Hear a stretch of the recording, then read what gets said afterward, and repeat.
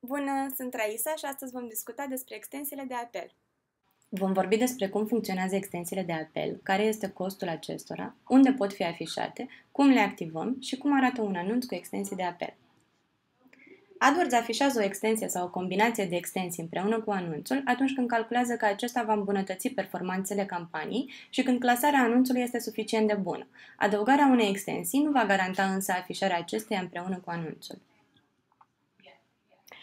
Nu se percepe niciun fel de cost suplimentar pentru adăugarea unei extensii la campanie, dar plătiți ca întotdeauna clicurile pe anunț, precum și anumite interacțiuni pe care le oferă extensiile.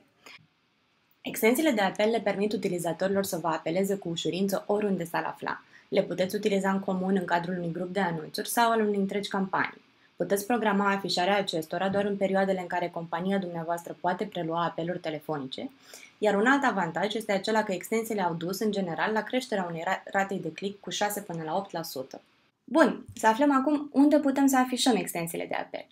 Acestea pot fi afișate în campaniile din rețeaua de căutare cu extindere în rețeaua de display, numai în rețeaua de căutare sau numai în rețeaua de display. În ceea ce privește dispozitivele, extensiile de apel se afișează atât pe dispozitive mobile, pe tablete, cât și pe computere desktop. Extensiile de apel nu sunt însă disponibile pentru campaniile de tipul numai rețeaua de display remarketing și numai rețeaua de display anunțuri cu afișare de produse. Cum activăm extensiile de apel? Pentru activarea extensiilor de apel este necesar să vă accesați contul AdWords la adresa adwords.google.ro, selectați campania sau grupul de anunțuri în care doriți să adăugați extensiile de apel, accesați fila extensii la anunțuri, iar în colțul din partea de sus selectați extensii de apel din meniul afișat. Click pe butonul roșu plus extensie. În acel moment va apărea o listă a numerelor de telefon configurate deja. Puteți să selectați unul dintre acestea sau să creați unul nou, dând click pe butonul gri plus număr de telefon nou. Următorii pași vă vor prezenta modul de adăugare a acestui nou număr. Alegeți țara în care funcționează numărul de telefon al companiei și introduceți numărul în caseta de lângă meniul pentru țară. Apoi dați click pe salvați.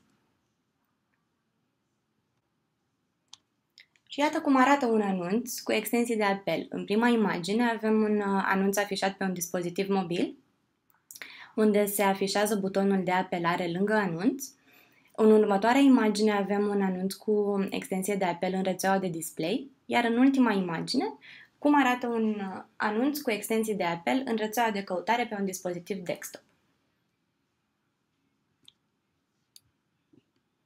Dacă aveți întrebări, nu ezitați să ni le puneți pe forumul Google AdWords România, al cărui link îl veți găsi în descrierea videoului. Pe data viitoare!